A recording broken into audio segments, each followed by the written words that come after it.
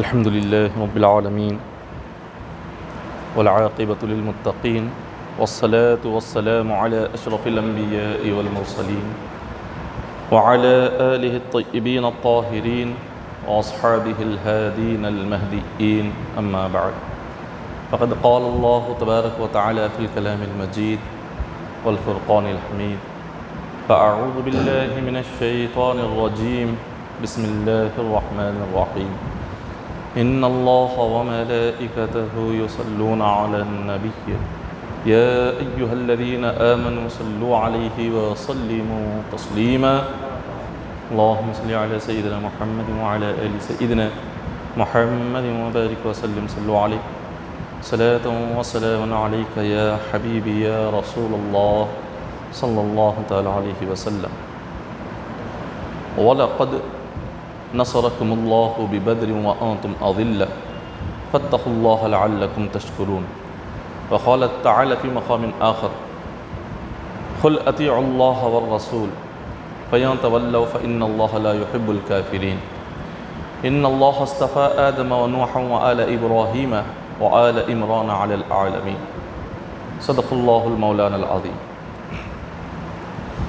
اللہ تبارک و تعالی جو آیتیں ابھی تلاوت کی گئی، ان آیتوں میں اللہ نے جنگ بدر کا ذکر فرمایا۔ جنگ بدر یہ اسلام کی پہلی جنگ گزری ہے۔ اس جنگ میں 313 صحابہ کرام موجود تھے، اور ان صحابہ کرام کے لیے جو لوگ تھے، جو ان صحابہ کرام کے خلاف میں جو کفار و مشرکین تھے، وہ تقریباً 1000 تھے۔ صحابہ کرام جو اس میں شہید ہوئے، وہ صحابہ کرام کو اللہ نے تمام دوسرے شہید صحابہ سے بڑھ کر درجہ عطا فرمایا۔ جنگ بدر میں جو صحابہ کرام شامل ہوئے، ان صحابہ کا مقام ان دوسرے صحابہ سے کئی گنا زیادہ ہے جو اس جنگ میں شامل نہیں ہوئے تھے۔ اللہ تبارک و تعالیٰ نے جو جنگ بدر کا ذکر فرمایا، کئی سارے صحابہ کرام اس میں شامل نہیں ہوئے، انہیں بہت افسوس تھا۔ ان میں ایک صحابی جن کا نام انس بن نضر رضی اللہ تعالیٰ عنہ ہے، یہ وہ صحابی ہے جو جنگ بدر میں شامل تو نہیں ہو سکے، مگر اس صحابی رسول کو ہمیشہ اس بات کا صدمہ رہتا تھا، انہیں ہمیشہ اس بات کا افسوس رہتا تھا کہ یہ جنگ بدر میں کیوں شامل نہیں ہوئے، یہ جنگ بدر میں کیوں نہیں شامل ہوئے، اس بات کا انہیں ہمیشہ افسوس رہتا، اور یہ بس موقع کی تلاش کرتے تھے کہ کب اللہ کی راہ میں میں جنگ کروں، کب اللہ کی راہ میں جاؤں اور میں بھی شہید ہو جاؤں، یہ موقع کی تلاش میں تھے۔ تو جنگ بدر کے چند دن گزرے، اچانک سے ایک دوسری جنگ کا موقع آیا، وہ جنگ احد ہے جو اسلام کی دوسری جنگ ہے۔ حضور علیہ الصلوۃ والسلام نے صحابہ کرام میں اعلان فرما دیا کہ کفار مکہ اب ہم پر حملہ کرنا چاہتے ہیں، وہ ہمارے ساتھ سخت ترین لڑائی کرنا چاہتے ہیں، تم سارے جنگ احد کے لیے تیار ہو جاؤ۔ صحابہ کرام تیار ہو گئے، اور جس مقام پر یہ جنگ ہوئی وہاں ایک پہاڑ تھا، اس پہاڑ کو احد کہتے ہیں، تو اسی پہاڑ کے قریب میں یہ جنگ پیش آئی، اسی لیے اس جنگ کو جنگ احد کہا جاتا ہے۔ جب یہ جنگ شروع ہو رہی تھی تو آقا علیہ الصلوۃ والسلام نے صحابہ کرام کو نصیحت فرمائی کہ کس کس صحابی کو کیا کیا کرنا چاہیے۔ حضور نے 50 تیر چلانے والے صحابہ کرام کو پہاڑ کے نچلے حصے میں بٹھا دیا تھا، اور ان سے فرمایا کہ یہاں سے تم ہلنا نہیں جب تک میرا حکم نہ آئے۔ ان لوگوں نے آقا علیہ الصلوۃ والسلام کے فرمان پر اس مقام پر بیٹھ گئے۔ حضور نے فرمایا جب تمہیں حکم ملے گا تب تم یہاں سے تیر چلانا۔ وہ 50 لوگ تھے جو وہاں پر بیٹھے ہوئے تھے، تو اسی وقت میں جیسے جنگ شروع ہوتی ہے، صحابہ کرام نے دیکھا کہ اس جنگ میں انہیں کامیابی مل رہی ہے۔ کفار مکہ جو تھے صحابہ کرام کے حملے کی وہ برداشت کر نہیں پائے، صحابہ کرام نے جو ان پر وار کیا اس وار کی تاب نہیں لا سکے، وہ لوگ میدان جنگ چھوڑ کر دوڑ رہے تھے، بھاگ رہے تھے۔ جب یہ منظر پیش آیا، انہوں نے جب اس منظر کو دیکھا تو وہ جو 50 صحابہ اکرام جو پہاڑ کے نچلے حصے میں حضور نے جن کو بٹھایا تھا، اور حضور نے حکم دیا تھا کہ جب تک میرا حکم نہ آئے اس وقت تک تم یہاں سے نہ ہلنا، ان لوگوں نے سوچا کہ چلو جنگ تو ختم ہو رہی ہے، کفار مکہ تو میدان جنگ چھوڑ کر بھاگ رہے ہیں، اب یہ سارا میدان ہمارا ہے۔ یہ سوچ کر انہوں نے وہ جگہ کو چھوڑ دیا، اس مقام کو چھوڑ دیا، اور وہ دوڑنے لگے۔ وہ اس مقام کو چھوڑ کر وہ سیدھے جنگ کے میدان میں آ گئے۔ جیسے ہی وہاں سے ہٹنا تھا تو جو کفار تھے وہ بس اسی موقع کی طاق میں تھے کہ کیسے مسلمانوں پر پیچھے سے حملہ کیا جائے۔ جیسے ہی انہوں نے دیکھا کہ پیچھے والا جو راستہ تھا جہاں حضور نے 50 تیر انداز صحابہ کو بٹھایا تھا وہ خالی ہو گیا، تو پیچھے سے کئی سارے کفار و مشرکین نے صحابہ کرام پر حملہ کیا۔ جیسے ہی پیچھے سے ان کافروں نے حملہ کیا، جو میدان جنگ میں جو کافر بھاگ رہے تھے انہیں ہمت آ گئی۔ انہوں نے سوچا کہ جب پیچھے سے ہمارے ساتھی حملہ کر رہے ہیں تو ہم کیوں بھاگے، ہم کیوں دوڑے، ہم یہیں پر کھڑے رہیں گے اور ہم بھی یہاں سے ان کے خلاف حملہ کریں گے، ہم بھی یہاں سے ان کے خلاف جنگ کریں گے۔ اب پہاڑی کے پیچھے سے کفار کا حملہ ہوا اور آگے سے بھی کافروں کا حملہ ہوا۔ دونوں طرف کا جو حملہ تھا وہ اتنا سخت ترین حملہ تھا کہ صحابہ کرام کو سمجھ نہیں آیا کہ انہیں کیا کرنا ہے۔ صحابہ کرام تھوڑی دیر کے لیے وہ پریشان ہو گئے کہ اب ہم کیا کریں۔ بعض صحابہ کرام کی جو حالت تھی وہ پاگلوں کی طرح تھی، دیوانوں کی طرح تھی۔ وہ جب انہوں نے اس منظر کو دیکھا وہ بہت ہی پریشان ہو کر میدان جنگ چھوڑ کر بعض صحابہ کرام بھاگ رہے تھے۔ ان میں سے ایک صحابی تھے کہ جن کا نام سعد بن معاذ ہے۔ سعد بن معاذ رضی اللہ تعالیٰ عنہ کفار کا یہ سخت ترین حملہ دیکھ کر وہ میدان جنگ چھوڑ کر جب نکل رہے تھے تو سامنے حضرت انس بن نضر کھڑے ہوئے تھے۔ انس بن نضر رضی اللہ تعالیٰ عنہ نے انہیں دیکھ کر پوچھا کہ اے سعد تم کہاں جا رہے ہو؟ انہوں نے کہا کفار و مشرکین کا ایسا حملہ ہوا ہے کہ اب اس کو برداشت کرنے کی ہم میں طاقت نہیں ہے، اگر ہم میدان جنگ میں کھڑے ہوں گے تو ہم بھی شہید کر دیے جائیں گے۔ جیسے ہی حضرت انس بن نضر نے یہ سنا تو فرمایا تم اپنی جان بچانے کے لیے میدان جنگ چھوڑ کر جا رہے ہو، میں تو اس احد پہاڑ سے جنت کی خوشبو کو سونگھ رہا ہوں،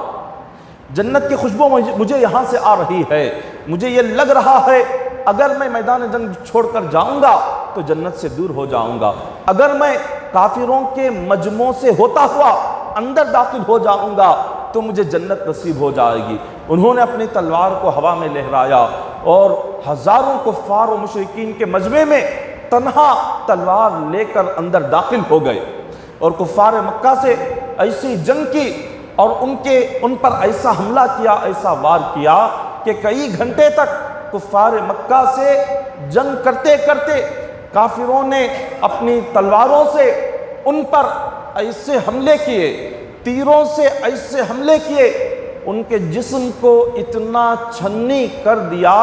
کہ جب ان کی شہادت ہوئی تو ان کے جسم کو جب دیکھا گیا تو 70 اور 80 سے زائد مقامات پر تلوار کے نشان آئے ہوئے تھے۔ ان کے جسم کو 80 سے زائد مقامات پر تیر اور تلوار اور نیزوں کے نشانوں سے کاٹا گیا تھا۔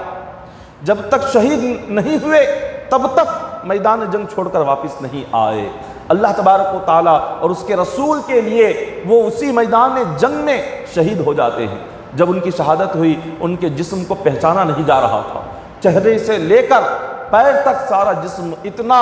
زخمی ہو چکا تھا،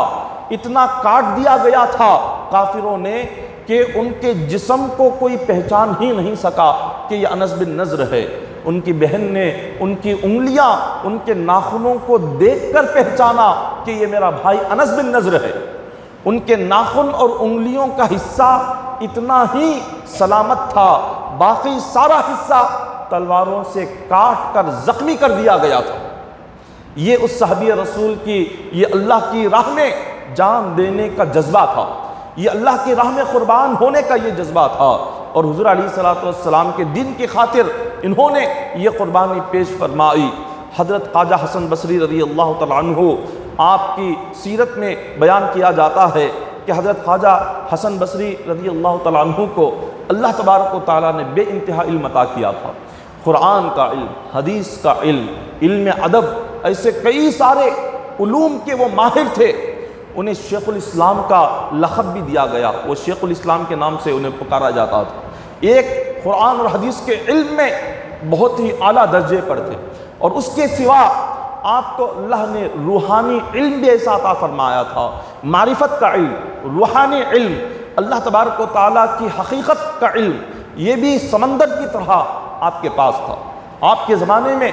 آپ جیسا ولی کامل، آپ جیسا متقی پرہیزگار، اور آپ جیسے عبادت گزار شاید کہ کوئی نظر آئے۔ بہت ہی اپنے وقت کے بلند درجے کے ولی کامل اور عالم دین تھے، مگر جب بھی کوئی انہیں دیکھتا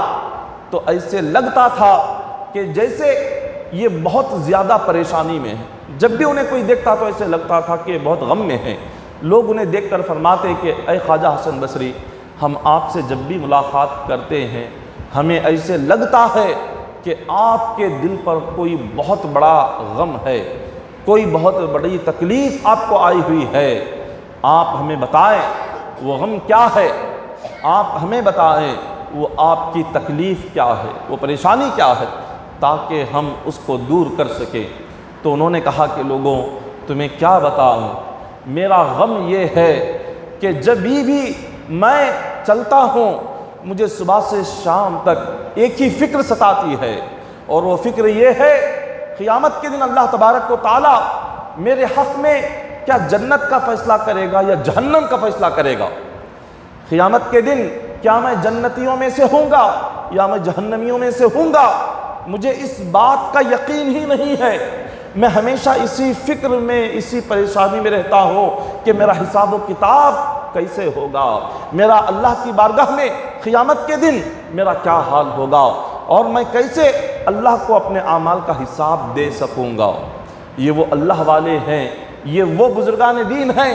جن کی زندگی کا ایک ایک لمحہ اللہ کی اطاعت میں گزرتا تھا، اللہ کی عبادت میں گزرتا تھا، تقوی پرہیزگاری میں گزرتا تھا، اور اپنی زندگی میں کبھی ایک لمحے کے لیے بھی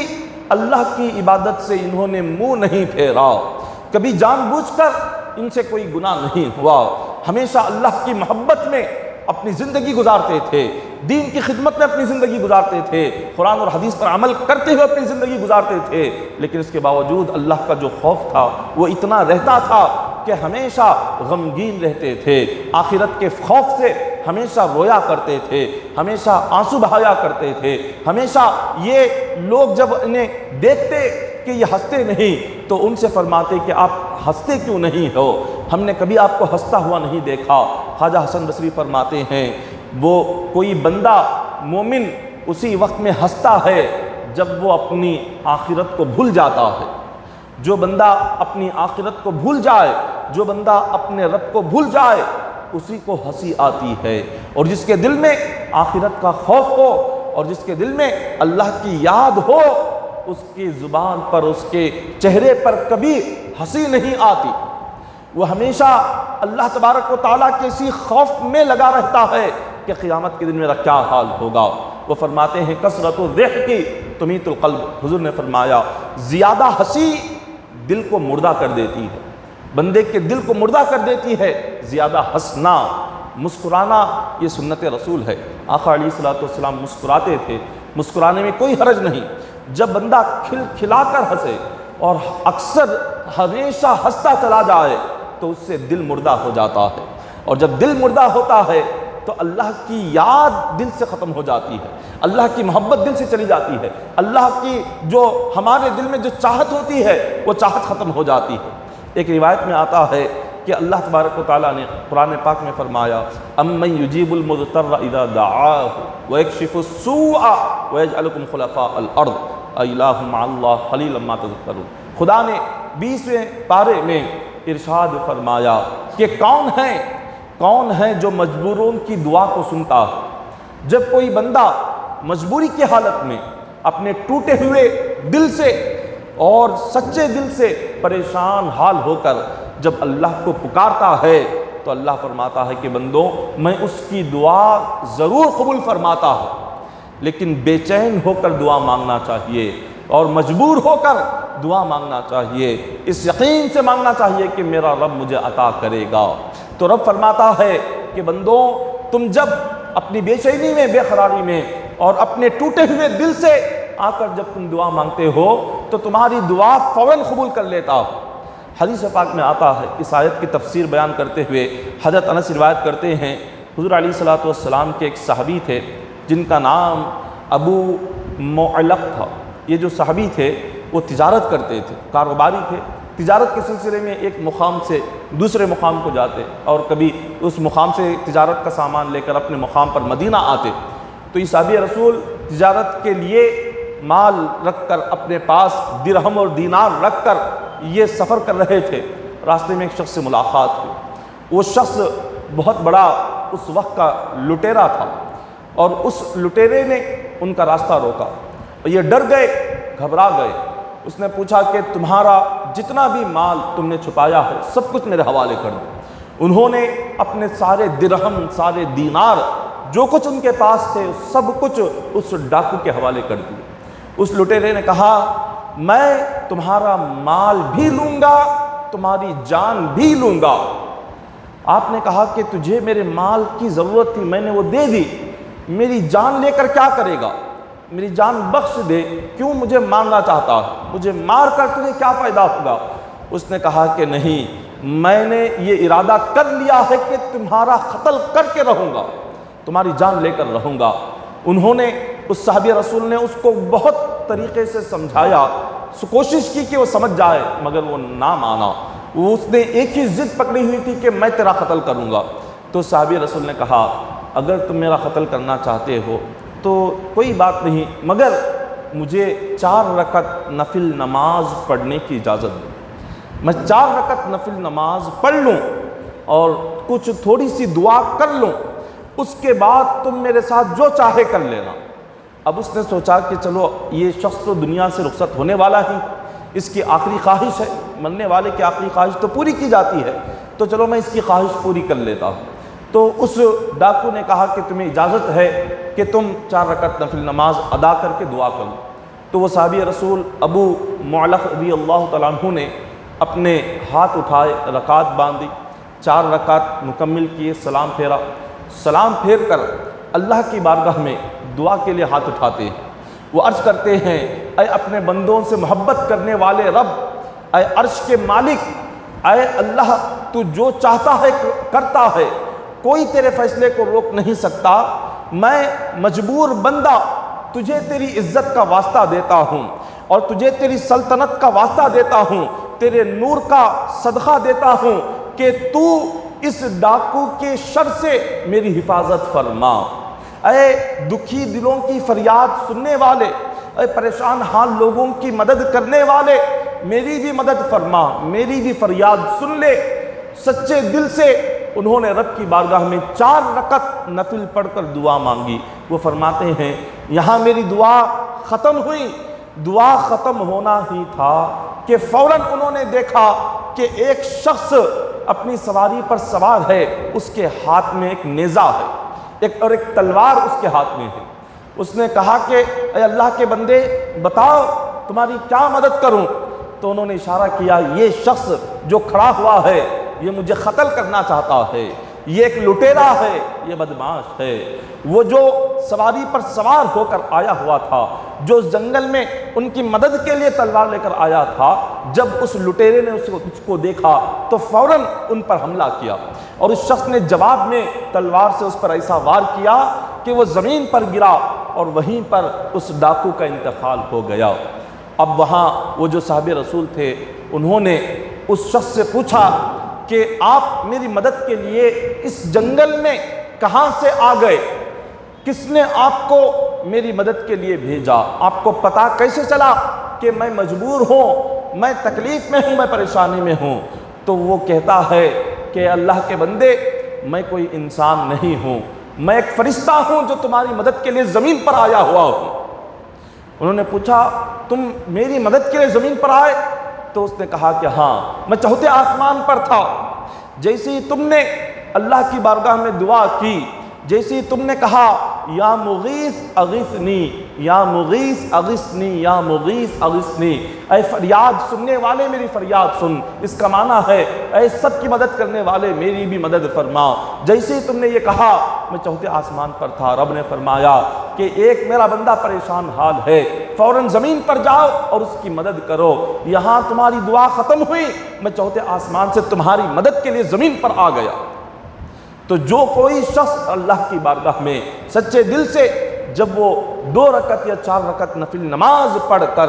اپنی تکلیف اللہ کی بارگاہ میں پیش کرتا ہے یا اپنی دعا اللہ کی بارگاہ میں پیش کرتا ہے، اللہ تبارک و تعالی یقیناً اس کی مدد فرماتے ہیں۔ مگر دعا دل سے ہونی چاہیے، دعا اپنی تکلیف اور مجبور بھرے دل سے ہونی چاہیے، اپنے بے چین اور بے قرار دل سے ہونی چاہیے، تب اللہ تبارک و تعالی یقیناً بندے کی مدد فرماتے ہیں، اس بندے کو خالی ہاتھ نہیں لوٹاتے۔ وہ فرماتے ہیں حضرت ابراہیم بن عبداللہ حازمی رحمۃ اللہ تعالی علیہ، یہ اپنے وقت کے بہت بڑے عالم دین اور ولی کامل گزرے ہیں۔ وہ فرماتے ہیں کہ ہم 2 ساتھی کعبۃ اللہ سے ریاض کی جانب جا رہے تھے، جو سعودی کا جو بہت بڑا شہر ہے ریاض۔ تو یہ کعبۃ اللہ سے ریاض کی طرف انہوں نے سفر شروع کیا۔ راستے میں یہ فرماتے ہیں ہم جس سواری پر سوار تھے وہ سواری خراب ہو گئی، رک گئی۔ جیسے ہی راستے میں رکی تو ایک ساتھی نے کہا کہ ہم یہاں سے ایک دوسری گاڑی پر سوار ہو کر ہم ریاض تک پہنچ جائیں گے۔ لیکن حضرت ابراہیم بن عبداللہ فرماتے ہیں میں نے حضرت انس کی ایک حدیث کو سنا ہے، اس حدیث میں ایک دعا ہے، اس دعا کو پڑھ کر جو بھی شخص دعا مانگے گا اس کی تکلیف حل ہوگی۔ چلو آج ہم یہاں مکہ سے ریاض کے درمیان ایک سفر میں ہم لوگ رک گئے ہیں، ہماری یہاں سواری خراب ہو گئی ہے، گاڑی خراب ہو چکی ہے، آگے بڑھ نہیں سکتے۔ تو آج ہم اسی طرح جیسے اس صحابی نے نماز پڑھ کر اللہ سے اپنی تکلیف کے وقت میں دعا کی تھی، ہم بھی اسی طرح سے نماز پڑھ کر رب کی بارگاہ میں وہی دعا کریں گے۔ انہوں نے اسی مقام پر اس سفر میں وہ اپنی گاڑی سے نیچے اترتے ہیں، وضو کر کے مصلی بچھاتے ہیں، 4 رکعت نفل پڑھ کر وہی دعا کرتے ہیں جو حضرت ابو معلق رضی اللہ تعالی عنہ نے کی۔ اور وہ دعا کیا تھی؟ یا ودود یا ذا العرش المجید یا فعال لما یرید اسألک بعزک العزیز بعزک الذی لا یرام وملک الذی لا یضام وبنورک الذی ملأ کان عرشک ان تکفینی شر هذا اللص یا مغیث اغثنی یا مغیث اغثنی یا مغیث اغثنی۔ یہ جو دعا ہے، اس دعا کو جب پڑھ کر کوئی بھی شخص اپنی تکلیف اور مصیبت کے وقت میں اللہ سے دعا مانگے گا، اللہ اس کی فرشتوں سے مدد فرماتے ہیں۔ تو جب حضرت ابراہیم بن عبداللہ جب انہوں نے یہ حدیث پڑھی اور ایسی سفر کی تکلیف کے وقت میں انہوں نے نماز پڑھ کر جب یہ دعا مانگی اور رب کی بارگاہ میں عرض کیا کہ مولا ہم ایسی تکلیف کے وقت میں سفر میں ہیں، ہماری مدد فرما، ہماری فریاد سن لے، تو وہ فرماتے ہیں ابھی ہماری دعا ختم نہیں ہوئی، اللہ تبارک و تعالیٰ نے فوراً ہماری مدد کے لیے ایک شخص کو وہاں پر بھیج دیا۔ اور ایسی مدد ہوئی کہ اس دعا کو کرنے کے بعد جب جا کر یہ اپنی ہی گاڑی میں بیٹھتے ہیں اور بیٹھ کر جب اس کو یہ اسٹارٹ کرتے ہیں، پہلے 1000 مرتبہ کوشش کرنے کے باوجود بھی وہ اسٹارٹ نہیں ہوئی۔ جب دعا کی، نماز پڑھی، اس کے بعد انہوں نے جب کوشش کی، اسٹارٹ کیا، تو فرماتے ہیں ہماری گاڑی فوراً سے اسٹارٹ ہو گئی اور ہم کعبۃ اللہ سے ریاض کو چند لمحوں میں، چند گھنٹوں میں پہنچ گئے۔ تو یہ اللہ تبارک و تعالیٰ نے چند دعاؤں میں اور چند نمازوں میں ایسی تاثیر رکھی ہوئی ہے کہ اگر سچے دل سے ہم اس کو پڑھیں تو اللہ یقیناً ہماری غیبی طریقے سے مدد فرماتے ہیں۔ ضرور مدد ہوتی ہے مگر وہ پڑھنے میں تاثیر ہونی چاہیے، زبان میں وہ تاثیر ہونی چاہیے، نماز میں وہ اثر ہونا چاہیے، دعا میں وہ اثر ہونا چاہیے، رب تبارک و تعالیٰ کی مدد ضرور ملے گی۔ صحابہ اکرام نے اور اللہ تبارک و تعالیٰ کی جو عبادت کی، حضور علیہ الصلوۃ والسلام کے فرمان پر عمل کر کے کی۔ حضور نے فرمایا کہ آج اللہ نے تم پر یہ عبادت فرض کی، صحابہ اکرام فوراً عمل کر لیا کرتے تھے۔ جیسے جیسے قرآن اترتا تھا، جبرائیل آتے تھے، فرماتے تھے کہ حضور آج اللہ نے یہ حکم نازل کیا۔ حضور صحابہ کو بلاتے فرماتے آج اللہ کا یہ حکم آیا ہے آج سے تمہیں یہ کام کرنا ہے، یہ عبادت کرنا ہے، فوراً صحابہ اس کے پابند ہو جاتے تھے۔ حضور علیہ السلام کی زبان سے جو نکلتا، صحابہ کرام بغیر سوچے سمجھے ایک لمحے میں ان تمام چیزوں پر عمل کر دیا کرتے تھے، اپنی جانوں کی پرواہ نہیں کرتے، اپنی مال کی پرواہ نہیں کرتے۔ حضور جو کام کرتے صحابہ کرام اس کام سے اتنی محبت کرتے کہ حضور جو کھاتے صحابہ ویسے ہی کھاتے، حضور جو پیتے صحابہ وہی پیتے۔ حضرت انس رضی اللہ تعالیٰ عنہ فرماتے ہیں ایک دن آقا علیہ السلام کی خدمت میں ایک صحابی آئے جو بہت ہی غریب تھے، پریشان حال تھے، اور وہ کپڑے سیا کرتے تھے، درزی تھے۔ انہوں نے آ کر کہا کہ حضور میرے مکان میں آپ کے لیے ضیافت ہے، آپ تشریف لائیں۔ آقا علیہ السلام نے اپنے اس غلام کے گھر حضور ضیافت کے لیے مہمان بن کر تشریف لے گئے۔ اس صحابی رسول نے دسترخوان بچھایا اور حضور علیہ السلام کے لیے انہوں نے کدو کا سالن بنایا ہوا تھا۔ آقا علیہ السلام نے دیکھا کہ یہ بہت ہی تنگدستی میں زندگی گزارنے والے صحابی ہے اور یہ بہت ہی غریب اور پریشان حال صحابی ہے، گوشت نہیں بنا سکے تو کہیں ان کے دل میں تکلیف نہ ہو، یہ نہ سوچے کہ میں نے حضور کی صحیح طریقے سے مہمان نوازی نہیں کی ہے، میں نے حضور علیہ السلام کو بلایا تو ہے مگر جیسے کھلانا ہے میں نے حضور کو اچھا نہیں کھلایا، کہیں ان کے دل میں یہ خیال نہ آئے، کہیں وہ یہ دل میں یہ صدمہ نہ لے، کہیں ان کو افسوس نہ ہو۔ تو حضور علیہ السلام کیا کرتے ہیں، انہوں نے جو کدو کا سالن بنایا تھا، آقا علیہ السلام اس سالن میں کدو کو تلاش کر کر کے آپ اپنے برتن میں ڈال لیتے ہیں اور بڑے ہی شوق سے حضور اس کدو کو ڈھونڈ کر اپنے برتن میں ڈال کر اس کو تناول فرماتے ہیں، اس کو کھا رہے ہوتے ہیں۔ اس صحابی کا دل خوش ہو گیا، انہوں نے سوچا کہ حضور جس چیز کو پسند فرماتے ہیں میں نے وہی پکایا ہے، حضور جس چیز کو چاہتے ہیں میرے گھر میں وہی پکوان ہو گیا۔ آقا علیہ السلام نے اپنے صحابی کے دل کو خوش کر دیا۔ حضرت انس فرماتے ہیں میں بھی حضور کے ساتھ اسی دعوت میں موجود تھا، آقا علیہ السلام کے سامنے بیٹھا تھا۔ اس سے پہلے مجھے کدو پسند نہیں تھا، میں نے جب سے دیکھا کہ حضور اس دعوت میں بیٹھ کر کدو کو تلاش کر کر کے کھا رہے ہیں، اس دن سے میں کدو سے محبت کرنے لگ گیا، اس دن سے میں نے کدو کو ایسے پسند کیا کہ میں نے اپنی ساری زندگی جبھی بھی میرے دل میں اگر کچھ کھانے کا خیال آتا تو حضور کی سنت پر عمل کرتے ہوئے سب سے پہلے میں کدو کھایا کرتا تھا۔ اس لیے نہیں کہ ان کے دل کو پسند تھا بلکہ اس لیے کہ حضور نے اس کو کھایا تھا۔ حضور کو جب سے کھاتے ہوئے دیکھا کدو کو تو اس صحابی رسول نے کدو سے ایسی محبت کی، کدو کو اتنا پسند کیا کہ جہاں کہیں وہ بیٹھتے کھانے کے لیے کدو نظر آتا سب کچھ چھوڑ کر پہلے کدو کھایا کرتے تھے، کیونکہ یہ نبی نے کھایا ہے، کیونکہ اس کو نبی پسند فرماتے تھے۔ صحابہ اکرام اتنا حضور کی سنت کو چاہتے تھے، حضور کی سنتوں پر من مٹ جاتے تھے صحابہ اکرام۔ ایک صحابی رسول نے دیکھا کہ ایک دن آقا علیہ السلام کا جو جبہ مبارک تھا، جبہ مبارک کے اوپر کے 2 گنڈیاں کھلی ہوئی تھی، 2 بٹن کھلے ہوئے تھے، تو انہوں نے جب سے دیکھا حضور کو اس حالت میں، اس دن سے اس صحابی رسول نے، وہ فرماتے ہیں جبھی بھی میں کرتا پہنتا تھا، جبہ پہنتا تھا، میں اپنے بٹنوں کو ہمیشہ کھلا رکھتا تھا۔ لوگ پوچھتے کہ یہ کیا معاملہ ہے، تم اپنے ان گنڈیوں کو جبے کی کیوں کھلے رکھتے ہو؟ وہ کہتے کہ میں نے حضور کو ایک دن ایسے دیکھا تو حضور کے اس طریقے پر عمل کرتے ہوئے میں بھی اپنے گنڈیوں کو کھلا رکھتا ہوں تاکہ حضور کی سنت پر عمل ہو جائے۔ اتنا صحابہ اکرام حضور کی سنت کو چاہتے تھے اور حضور کی سنت پر مل مٹتے تھے۔ ایک صحابی رسول کو دیکھا کہ وہ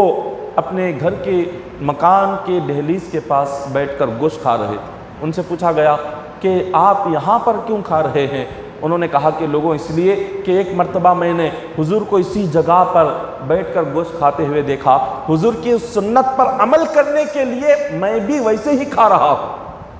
یہ سنت رسول سے محبت تھی صحابہ اکرام کی، اتنا چاہتے تھے حضور کی ایک ایک ادا کو، حضور کی ایک ایک بات کو، حضور کے ایک ایک عمل کو کہ سب کچھ قربان کرنے کو تیار تھے۔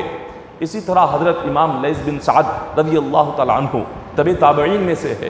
امام لیث بن سعد یہ اتنے بڑے محدث تھے کہ ان کے زمانے کے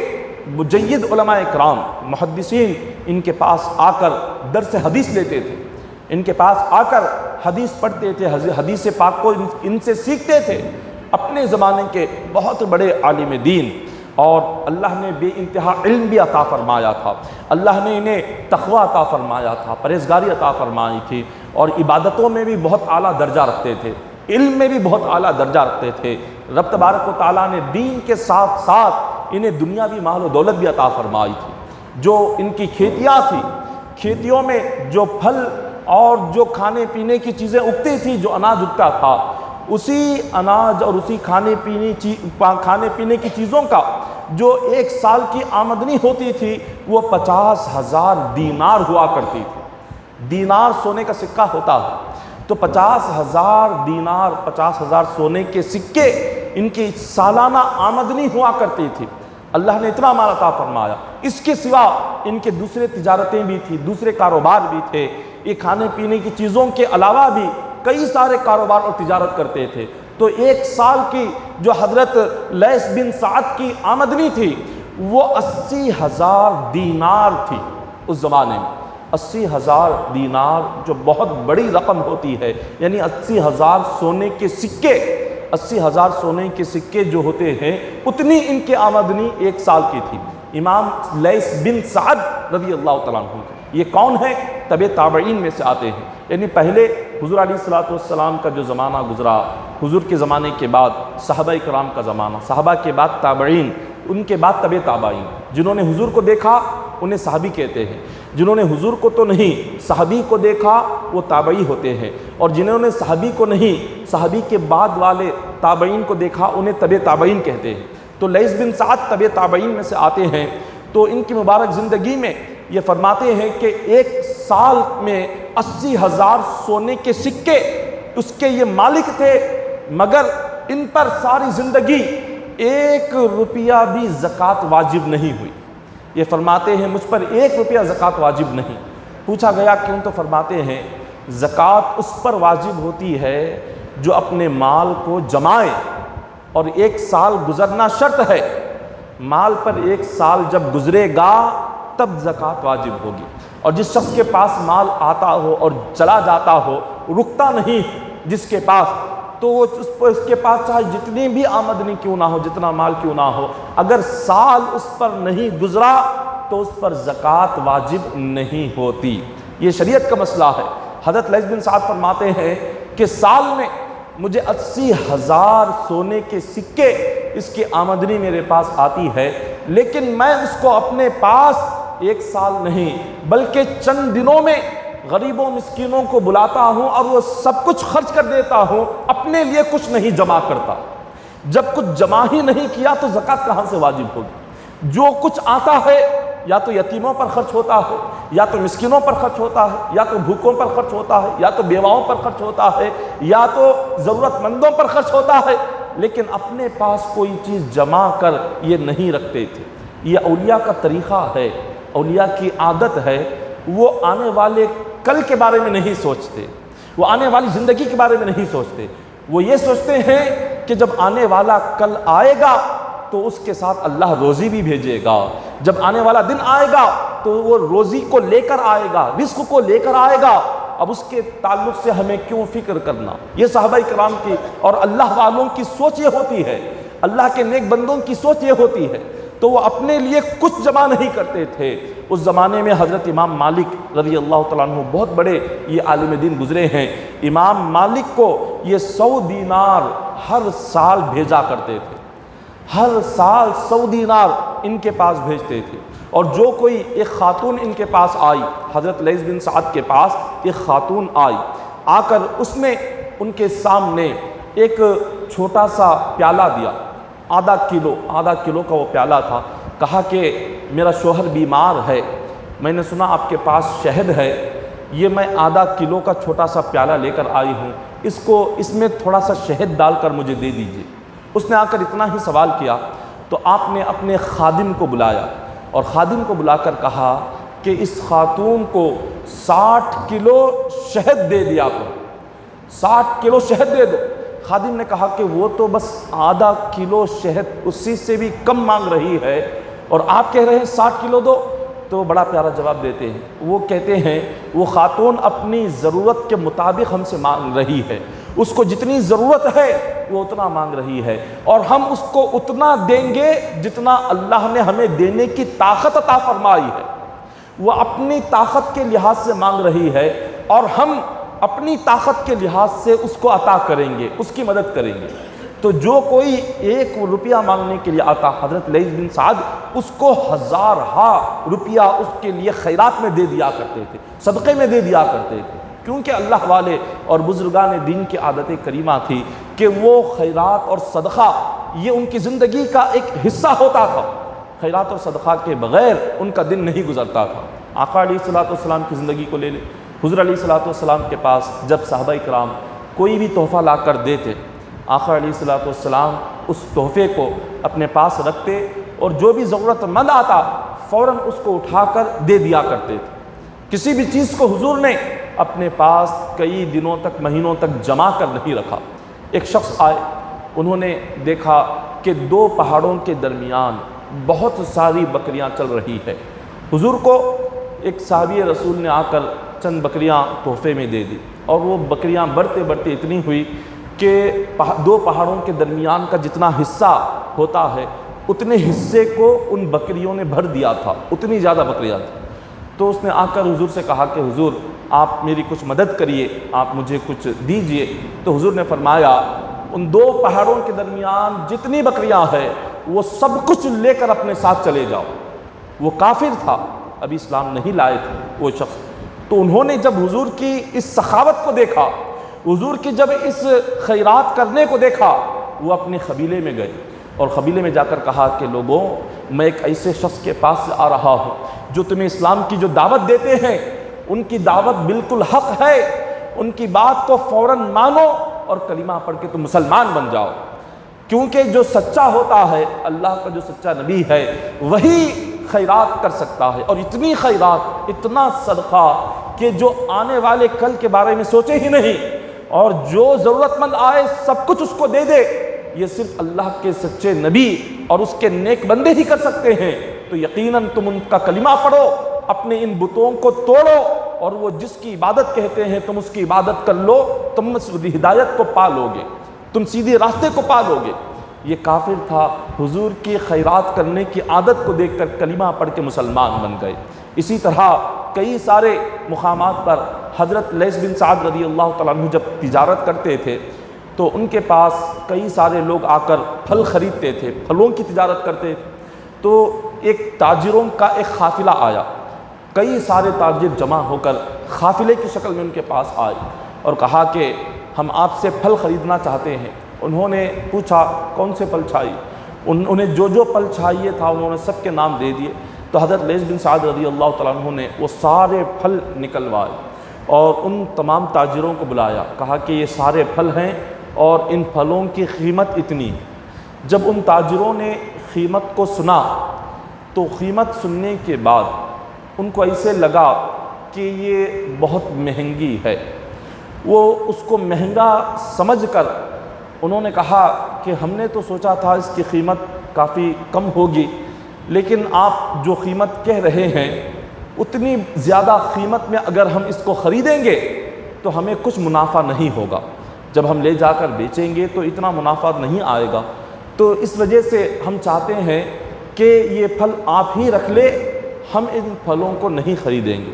حضرت لیث بن سعد رضی اللہ تعالیٰ عنہ کیا کرتے ہیں، آپ مسکرا کر فرماتے ہیں کہ اچھی بات ہے، اگر تم خریدنا نہیں چاہتے تو کوئی بات نہیں، میں ان پھلوں کو واپس لے لیتا ہوں۔ پہلے دے دیا تھا، جو تاجر ایک مرتبہ اپنی کوئی چیز بیچ دے دوبارہ اس کو خریدتا نہیں، لیکن اللہ والوں کی یہ عادت ہوتی ہے، وہ کسی کو تکلیف نہیں دیتے، وہ کسی کو پریشان نہیں کرتے۔ جب انہوں نے کہا کہ ہمیں یہ بہت مہنگی نظر آ رہی ہے، آپ اس کو دوبارہ اپنے پاس رکھ لے، تو حضرت لیث بن سعد رضی اللہ تعالیٰ عنہ نے ان پھلوں کو لے لیا، اور لے کر آپ نے اپنی جو دیناروں والی تھیلی تھی اس میں ہاتھ ڈالا، سارے تاجروں کو بلایا اور ایک ایک تاجر کو تحفے میں 50 سونے کے سکے دیتے چلے گئے۔ ایک ایک تاجر کو بلاتے 50 سونے کے سکے انہیں دے دیتے مفت میں۔ ان کے فرزند تھے، ان کے فرزند نے کہا کہ ابا حضور آپ یہ کیا کر رہے ہیں؟ ان تاجروں نے پہلے تو ایک نقصان ہمارا یہ کیا کہ کہا کہ یہ پھل خریدیں گے، تو ان کے لیے ہم نے سارے پھل لا کر تیار کر دیے، اتنی محنت کی، اور اس کے باوجود انہوں نے منع کر دیا۔ اب پھل بھی نہیں لے رہے ہیں، اور ساتھ ہی ساتھ آپ انہیں اتنے 50 سونے کے سکے دینار انہیں دے رہے ہیں، یہ کیا معاملہ ہے؟ انہوں نے کہا کہ اے میرے بیٹے، دراصل بات یہ ہے، جب یہ تاجر میرے پاس میرا پھل خریدنے کے لیے آئے تھے تو ان کے دل میں ایک امید تھی، ان کے دل میں ایک آس تھی کہ یہاں سے پھل خرید کر اس کو بیچ کر تھوڑا سا منافع کمائیں گے، تھوڑی سی رقم کمائیں گے۔ جب انہوں نے میری رقم سنی تو انہیں یہ بہت مہنگی نظر آئی، تو مہنگی نظر آنے پر انہوں نے یہ لینے سے انکار کر دیا۔ تو ان کے دل میں جو امید تھی، ان کے دل میں کچھ کمانے کی، کچھ منافع کی جو آس تھی، میں نے چاہا ان کی امید ختم نہ ہو، ان کی آس ختم نہ ہو۔ وہ جس مقصد کے لیے آئے تھے کہ میرا پھل لے کر کچھ انہیں منافع ہو جائے، میں نے سوچا ان کا مقصد اور ان کی آس پوری کروں، تو اسی لیے میں نے اپنی طرف سے انہیں منافع کے طور پر تحفے میں 50 سونے کے سکے دے دیے، تاکہ ان کے دل کو تکلیف نہ ہو، تاکہ انہیں غم نہ ہو، تاکہ ان کا دل خوش ہو جائے۔ ایک مومن کے دل کو خوش کرنا یہ بھی اللہ کو بہت پسند ہے، مومن کے دل کو خوش کرنا یہ بھی ایک عبادت ہے، اور کسی مومن کو غمگین یا تکلیف دے دینا یہ اللہ اور اس کے رسول کو ہرگز پسند نہیں۔ بزرگان دین کا طریقہ یہ تھا کہ جب وہ کسی کو دیتے تو بہت زیادہ چھپا کر دیا کرتے تھے، وہ دکھا کر نہیں دیتے تھے، چھپا کر دیتے تھے، اور ایسے چھپا کر دیتے تھے کہ حضرت لیث بن سعد رضی اللہ تعالیٰ عنہ کے تعلق سے آتا ہے کہ آپ کے پاس ایک ضرورت مند شخص آئے جن کا نام منصور بن عمار ہے۔ وہ جیسے ہی آئے اور آپ نے ان کی مدد کے لیے ایک رقم دی، اور وہ رقم بہت زیادہ تھی۔ آپ نے انہیں دیکھ کر کہا کہ یہ رقم اپنے پاس رکھو، اور دیکھو کہیں میرا لڑکا تو تمہیں نہیں دیکھ رہا۔ ان کا ایک بیٹا تھا فرزندوں نے کہا کہیں میرا بیٹا تو تمہیں نہیں دیکھ رہا۔ انہوں نے پوچھا کہ کیوں آپ اپنے بیٹے سے چھپ کر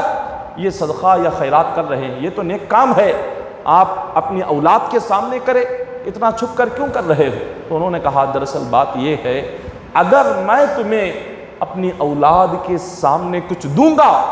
اور اولاد کے سامنے تمہاری مدد کروں گا تو تم میری اولاد کی نگاہوں میں حقیر اور کمتر نظر آؤ گے، میری اولاد کی نگاہوں میں تمہاری عزت بالکل کم ہو جائے گی، تمہیں وہ حقیر سمجھیں گے، تمہیں وہ کمتر سمجھیں گے، تمہیں وہ بہت ہی نچلے درجے کا سمجھیں گے۔ میں نہیں چاہتا کہ میری مدد سے، میرے دینے کی وجہ سے میری اولاد کی نگاہوں میں تم ذلیل ہو جاؤ، میں نہیں چاہتا کہ میرے کچھ دینے کی وجہ سے میری اولاد تمہیں حقیر سمجھے یا معمولی سمجھے، اسی لیے میں یہ چاہتا ہوں کہ پہلے دیکھو میری اولاد تو تمہیں نہیں دیکھ رہی ہے، اور جب وہ نہیں دیکھے گی میں تمہیں مدد کروں گا تو تمہاری عزت ان کی نگاہوں میں ویسی ہی باقی رہے گی۔ تو انہوں نے دیکھا اور ان سے مدد لے لی، اور مدد لے کر جب وہ جا رہے تھے تو پھر ان کے فرزند سے ملاقات ہوئی۔ ان کے فرزند نے کہا کہ میرے والد نے آپ کو جو تحفہ دیا، جو مدد کی، میں اس سے ناراض نہیں، میں اس سے خوش ہوں، لیکن میں آپ کو بھی کچھ دینا چاہتا ہوں۔ جب والد میں سخاوت آتی ہے، جب والد سخی ہوتے ہیں تو اولاد بھی سخی ہوتی ہے، جب والد اللہ کی راہ میں خرچ کرنے والے ہوتے ہیں اولاد بھی اللہ کی راہ میں خرچ کرنے والی بن جاتی ہے۔ تو جو ان کے فرزند تھے جس کا نام شعیب تھا، انہوں نے کہا میرے والد نے جتنا دیا میں اس سے 1 دینار آپ کو کم دوں گا۔ انہوں نے پوچھا 1 دینار کم کیوں؟ تو فرماتے ہیں اگر میرے والد نے جتنا دیا میں بھی اگر آپ کو اتنا دے دوں گا تو والد کے برابر ہو جاؤں گا، اور والد کے برابر ہونا یہ بے ادبی ہے، کہیں بے ادبی نہ ہو جائے کہ انہوں نے جتنا دیا اتنا دے دیا تو یہ بے ادبی ہوگی۔ بے ادبی اس لیے کہ میں نے ان کی برابری کی ہے، اور میں یہ بے ادبی کرنا نہیں چاہتا۔ ادب کے لیے، والد کے ادب کے لیے، والد کے احترام کے لیے کہ وہ ہمیشہ آگے رہے، ہمیشہ ان کا ثواب زیادہ رہے، ان کا اجر زیادہ رہے، ان کی نیکیاں زیادہ رہے، اور میں ان سے نیچے رہوں، اسی لیے میں 1 دینار آپ کو کم مدد کے لیے دیتا ہوں جتنا والد نے دیا ہو۔ یہ اللہ والوں کے اولاد، اللہ والوں کے گھرانے ایسے ہوتے تھے۔ ہم اپنی اولاد کو اسی وقت میں نیک بنا سکتے ہیں جب ہم خود نیک بنیں۔ اولاد کو سخی تبھی بنا سکتے ہیں جب ہم خود سخی بنیں۔ ہم اولاد کو اللہ کی اطاعت کرنے والا تبھی بنا سکتے ہیں جب ہم خود اللہ کی اطاعت کرنے والے بن جائیں۔ حضرت بلال رضی اللہ تعالیٰ عنہ جو حضور علیہ السلام کے یہ بہت ہی قریبی صحابی تھے، ان کا کیا حال تھا؟ یہ امیہ بن خلف کے غلام تھے۔ امیہ بن خلف جو اسلام کا سخت ترین دشمن تھا، حضور علیہ السلام کا سخت ترین دشمن تھا، یہ اس کے غلام تھے۔ اس نے جب دیکھا کہ حضرت بلال رضی اللہ تعالیٰ عنہ نے جب حضور علیہ السلام کی خدمت میں حاضر ہوئے اور حضور کی محبت میں آپ نے کفر و شرک سب کچھ چھوڑا اور محبت رسول میں اور حضور کے چہرے کو دیکھ کر جب کلمہ پڑھ کر مسلمان ہو گئے، تو اس ظالم کو پتہ چلا کہ انہوں نے کلمہ پڑھ لیا، تو وہ ظالم آپ کو کلمے سے ہٹانے کے لیے اتنی تکلیفیں دیتا تھا اور اتنا ظلم کرتا تھا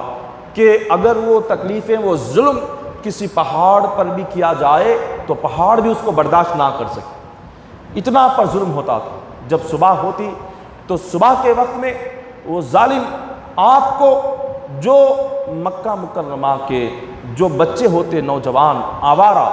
ان آوارہ نوجوانوں کو آپ کے پیچھے لگا دیتا۔ وہ آوارہ نوجوان آپ کو پتھروں سے مارتے، پتھروں سے آپ کے جسم پر پتھر پھینکتے اور آپ کے گلے میں رسی ڈال کر مکہ کی گلیوں میں گھسیٹتے ہوئے لے جاتے، اور آپ سے کہا جاتا کہ اس دین کو، اسلام کو چھوڑ دو، اگر نہیں چھوڑو گے تو اسی طرح ستائے جاؤ گے۔ حضرت بلال رضی اللہ تعالیٰ عنہ ساری تکلیفیں برداشت کرتے، مگر زبان سے آپ کے ایک ہی نعرہ نکلتا، آپ زبان سے کہتے کہ اگر مجھے اللہ نے جب تک زندگی دی ہے تب تک صرف حضور علیہ السلام کی محبت میں ہی جیوں گا اور اسی مصطفیٰ کی محبت میں مروں گا۔ آپ کی زبان پر بس ایک ہی ہوتا کہ احد احد، فرماتے کہ عبادت کی لائق ایک ہی ذات ہے اللہ، عبادت کے لائق ایک ہی ذات ہے وہ اللہ، یہی نکلتا۔ صبح کے وقت میں ایسی تکلیفیں دی جاتی، جیسی رات ہوتی تو رات کے وقت میں حضرت بلال رضی اللہ تعالیٰ عنہ کے جسم پر کوڑے برسائے جاتے، ساری رات آپ کے جسم کو زنجیروں سے باندھا جاتا، زنجیروں سے باندھ کر جسم پر کوڑے برساتے اور پوچھتے کہ بتاؤ کیا ابھی بھی اسلام پر قائم ہو، کیا ابھی بھی کلمہ پڑھو گے، کیا ابھی بھی اسی نبی کے دامن کو تھامے ہوئے ہوگے؟ حضرت بلال کی زبان سے ایک ہی نعرہ نکلتا، احد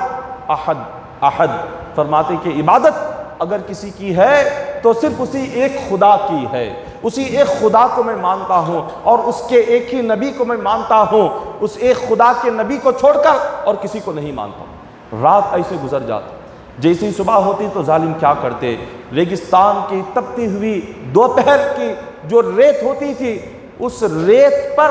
آپ کو لٹا دیا جاتا، تپتی ہوئی ریت پر آپ کو لٹا دیتے، اور جیسے ہی آپ ریت پر لیٹتے تو رات کے جو زخم ہوتے،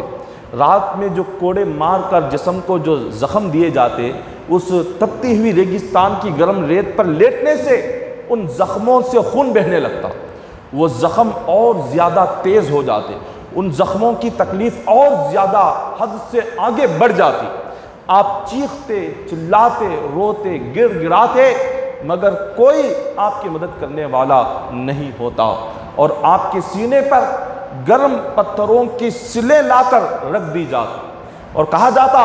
کہ اب تم چھوڑو اس نبی کا دامن، چھوڑو اس نبی کا دین، چھوڑو اس نبی کا کلمہ چھوڑو۔ حضرت بلال فرماتے، اے امیہ تو جتنی تکلیف دینا چاہتا ہو تکلیف دے دے اور اس جسم سے جان نکال دے، مگر مصطفیٰ کا کلمہ میری زبان سے کبھی ختم ہونے والا نہیں ہے،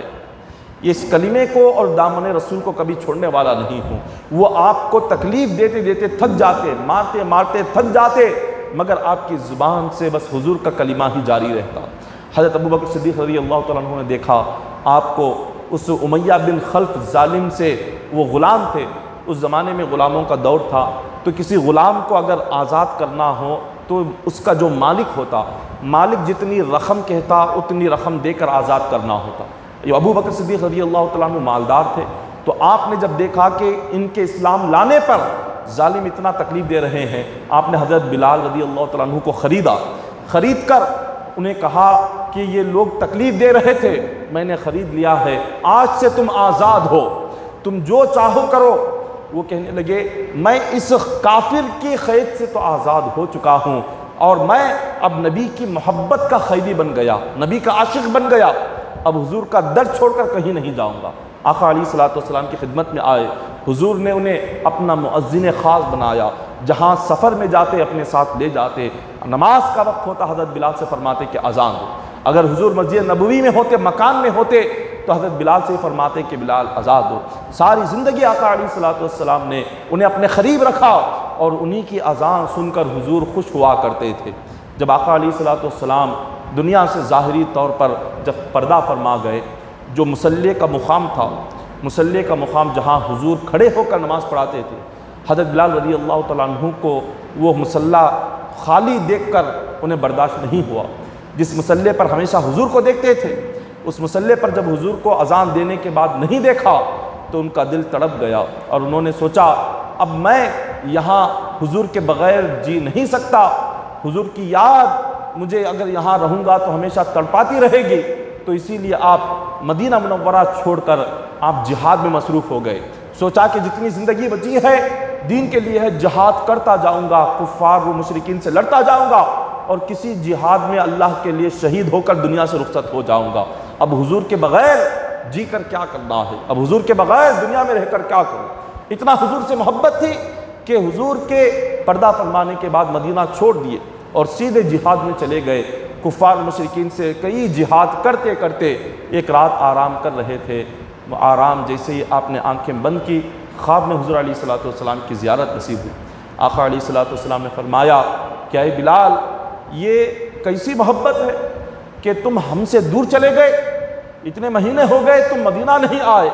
ہم سے ملاقات نہیں کی، اور ہمارے روزے پر تم نے حاضری نہیں دی، تم کب ہمارے روزے پر آؤ گے، کب تم حاضری دو گے؟ خواب میں جب حضور نے فرمایا، حضرت بلال بے چین ہو گئے۔ آپ ملک شام میں تھے، ملک شام دمشق میں آپ رہتے تھے، وہاں سے سیدھے حضور کی محبت میں تڑپ کر مدینہ آ گئے۔ امام حسن امام حسین رضی اللہ تعالیٰ عنہ مدینہ میں رہتے تھے، تو جب امام حسن امام حسین نے دیکھا تو فرمایا کہ اتنے دنوں کے بعد آپ مدینہ آئے ہیں، کئی سال ہو چکا ہم نے آپ کی اذان نہیں سنی، اب آپ ہماری خاطر اذان کہیے۔ حضرت بلال رضی اللہ تعالیٰ عنہ کئی سالوں کے بعد جیسے ہی آپ نے اذان کہی، آپ کی اذان سن کر جتنے مدینہ کے لوگ تھے سب کو حضور کا زمانہ یاد آ گیا۔ حضور کے وقت میں جو یہ اذان ان کی آواز سنتے تھے، حضور کا چہرہ دیکھتے تھے، اب ان کی آواز تو سنائی دے رہی ہے مگر چہرہ رسول نظر نہیں آ رہا۔ صحابہ کرام کی آنکھوں میں آنسو آ گئے، جو خواتین گھروں میں تھیں خواتین کی آنکھوں میں آنسو آ گئے، ساری خواتین اپنے گھروں سے باہر آئی یہ دیکھنے کے لیے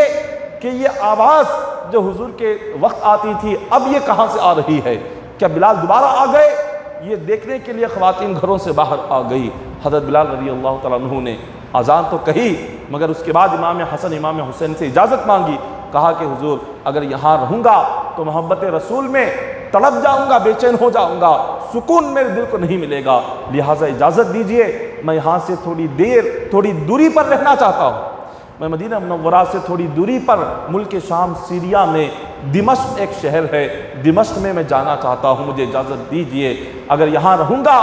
ایک ایک چیز میں حضور کی یاد ستائے گی، حضور کی یاد نظر آئے گی، ایک ایک لمحہ اس یاد میں تڑپ جاؤں گا، جی نہیں پاؤں گا۔ تو آپ نے اجازت دی تو آپ دمشق آئے۔ دمشق آنے کے بعد حضرت بلال رضی اللہ تعالیٰ عنہ 20 ہجری میں آپ دمشق میں ہی انتقال فرما گئے۔ دمشق میں حضرت بلال رضی اللہ تعالیٰ عنہ کی مزار اقدس ہے۔ صحابہ کرام کی یہ تمام زندگیاں، یہ ساری چیزیں ہمارے لیے ایک ہدایت ہے، ہمارے لیے ایک عبرت ہے اور ایک نصیحت ہے، تاکہ ہم اپنی زندگی کو اس انداز میں گزاریں۔ انسان میں جب تک نرمی آتی ہے، حضور فرماتے ہیں جس بندے میں نرمی آ جائے، طبیعت میں، مزاج میں اور باتوں میں جس بندے میں نرمی آ جائے تو سمجھ جاؤ کہ اللہ نے اس کو بہت بڑی نعمت عطا کی ہے۔ اللہ کی نعمت ہے کسی بھی بندے میں طبیعت میں سختی ختم ہو کر اور اس کے لہجے میں نرمی کا آ جانا۔ کیونکہ ایک روایت میں آتا ہے کہ حضور نے فرمایا، حدیث پاک ہے، تم سے پہلے جو امتیں گزری ہے اس امت میں ایک شخص رہتا تھا، جب وہ کوئی چیز خریدتا تھا اس بندے میں اتنی نرمی تھی، اتنا نرم دل، اتنا رحم دل تھا، وہ تاجر تھا، تجارت کرتا تھا، کاروبار کرتا تھا۔ جب کسی چیز کو خریدنے کے لیے وہ جاتا، جب خریدنے کے لیے جاتا اور اس کی قیمت پوچھتا اور دکان کا مالک کہتا کہ فلاں چیز کی اتنی قیمت ہے، وہ کہتا کہ کچھ کم کر لو، ایک مرتبہ کہتا، وہ کہتا کہ نہیں اتنی ہی ہے، تو خاموشی سے نرمی سے اس دکان کے مالک سے اس چیز کو خرید لے کر اپنی دکان پر لاتا۔ اور اس کی دکان پر جب کوئی خریدنے کے لیے آتا، یہ اپنے گاہک کو وہ ایک قیمت کہتا خریدنے والے کو، اور جب وہ کہتا کہ نہیں اس سے کچھ کم کر دو، تو یہ جو بندہ بیچنے والا اتنا نرم دل تھا کہ اس کے کہنے پر اپنا منافع کم کر دیتا، سوچتا کہ چلو منافع کم ہو کوئی پرواہ نہیں ہے، مگر یہ جو خریدنے والا آیا ہے اس کو تکلیف نہ ہو، یہ جو خریدنے والا آیا ہے اس کو پریشانی نہ ہو، مجھے کوئی منافع کم ہو وہ اس کی کوئی پرواہ نہیں۔ وہ کم منافع میں اپنی چیزیں بیچ دیا کرتا تھا اور کسی سے نہ وہ بحث کرتا، یعنی جو بھی خریدنے کے لیے آتا اس کے گاہک سے یہ بحث نہیں کرتا تھا، وہ لینے والے کو ایک ایک روپیے کو لے کر وہ اس کو پریشان نہیں کرتا تھا، وہ کم قیمت بھی ہو نرمی سے نظر انداز کر دیتا تھا۔ جیسے اس کا انتقال ہوا، فرماتے ہیں اس کے انتقال کے بعد جب وہ اگر دنیا میں کسی سے اس نے لین دین کیا ہو، اس میں اتنی سہولت دیتا، مہلت دیتا کہ اس کی سہولت، اس کی مہلت، اس کی نرمی اتنی ہوتی کہ اس نرمی کو، سہولت کو دیکھ کر ہی آگے والا انسان پریشان ہو جاتا تھا کہ یہ کتنا نرم دل، کتنا رحم دل یہ انسان۔ جب اس شخص کا انتقال ہوا تو اللہ کی بارگاہ میں جب اس کی روح کو پیش کیا گیا، فرشتوں نے عرض کیا کہ مولا اس بندے کے ساتھ کیا معاملہ کرے، اس کی عبادتیں اور نیکیاں تو ہے، ساتھ میں اس کے گناہ بھی ہیں، اس کی نافرمانیاں بھی ہیں، تیرا کیا حکم ہے؟ اللہ تبارک و تعالیٰ نے فرمایا، اے فرشتوں یقیناً اس نے نیکیاں بھی کی، عبادتیں بھی کی، میری نافرمانی بھی کی ہے، لیکن اس کی زندگی میں ایک عادت میں مجھے بہت پسند آئی۔ اللہ تعالیٰ فرماتے ہیں کہ فرشتے اس کی زندگی میں جو نرمی تھی، اس کے لہجے میں کبھی سختی نہیں تھی، یہ رحم دل بھی تھا، نرم دل بھی تھا، یہ سہولت دوسروں کو دیتا تھا، مہلت دوسروں کو دیتا تھا، کسی پر سختی نہیں کرتا، کسی کو تکلیف نہیں دیتا، کسی کو پریشان نہیں کرتا۔ اس کی یہ ادا اتنی پسند آئی کہ آج اسی نرمی کے صدقے میں اس کے سارے گناہوں کو معاف کرتا ہوں اور اس کو جنت میں داخل کر دیتا ہوں۔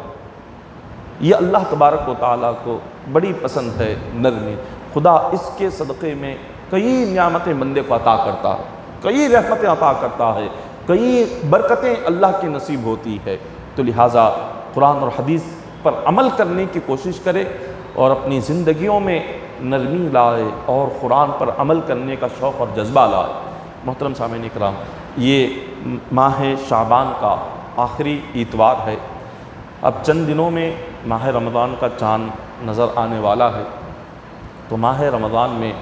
مکمل ایک جو مہینہ ہوگا، قرآن پاک کی جو تفسیر ہے رمضان میں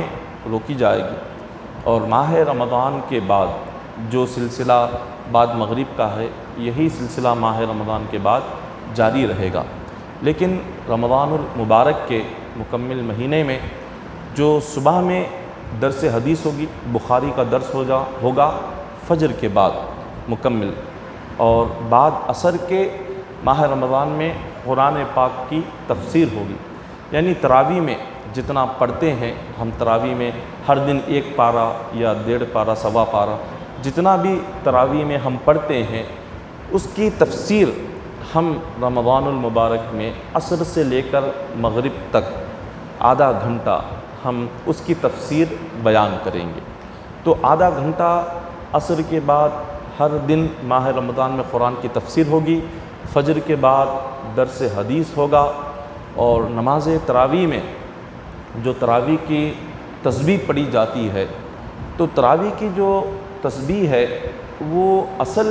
4 رکعت پر پڑھنا، تراویح کی جو تسبیح جو 2 رکعت کے بعد پڑھی جاتی ہے، یہ 2 رکعت کے بعد پڑھنا یہ سنت طریقہ نہیں، سنت طریقہ ہے 4 رکعت کے بعد دعا کرے، 4 رکعت کے بعد تسبیح پڑھے۔ تراویح کا مطلب ہی یہی ہے۔ تراویح جو عربی لفظ ہے، اگر تراویح کا معنی ہم دیکھیں گے تو تراویح کا معنی یہی ہے کہ ہر 4 رکعت کے بعد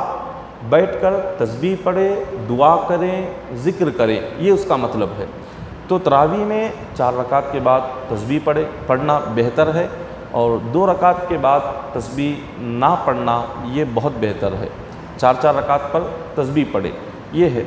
اور ماہ رمضان انشاءاللہ چہارشنبہ یا جمعرات، ان دونوں میں سے ایک دن، اب چاند اگر 29 کا ہوتا ہے تو